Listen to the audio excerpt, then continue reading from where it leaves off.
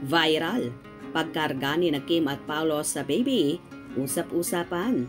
Bagay ng magkaanak, ang Kim Pao.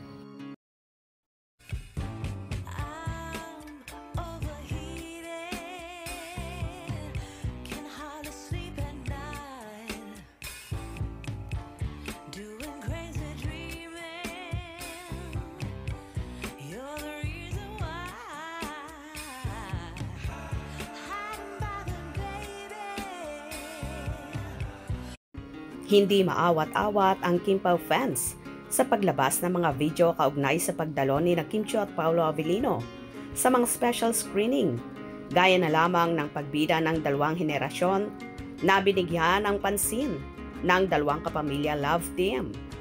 Viral ang isang lola na kinilig at wapakels na niyakap si Paolo sa sobrang tuwa nito.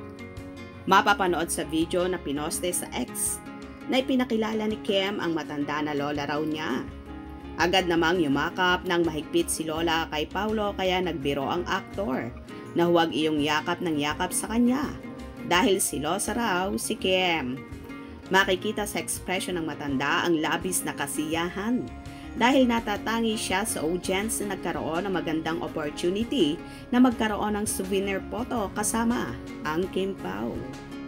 Ang sumunod naman ay isang sanggol na karga-karga ng isang fanay na inabot kay Paolo at kinunan ng larawan kasama si Kim. Naglalakad sa red carpet sina Kim at Paolo nang madaanan nila ang sanggol at tumigil ang dalawa para pansinin ito. Walang alinlang ang kinuha ni Paolo ang sanggol na hindi na pinagtakhan ng marami dahil meron na itong anak. Nasanay si Paolo sa pagkarga ng baby dahil nagawa naman nitong makasama ang kanyang only child sa dating kasintahang si LJ Reyes, na ngayon nga ay married na sa isang PhilAm sa US. Dahil dito nagdilulo na naman ang Kim Paulaja na sana raw magkatuluyan at magka-baby na rin ang dalawa.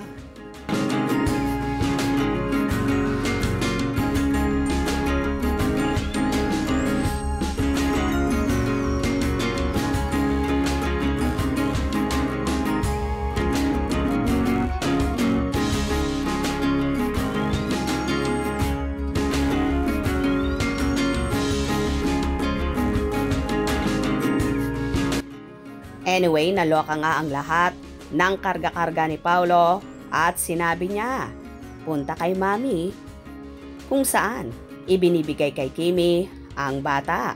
Tawang-tawa naman si Chinita Princess at nilaro-laro pa ang naturang baby. Diba? Bagay na talagang magkaanak sina Kim at Paolo, base na rin sa video na lumabas. Hope you enjoyed. Please subscribe for more info.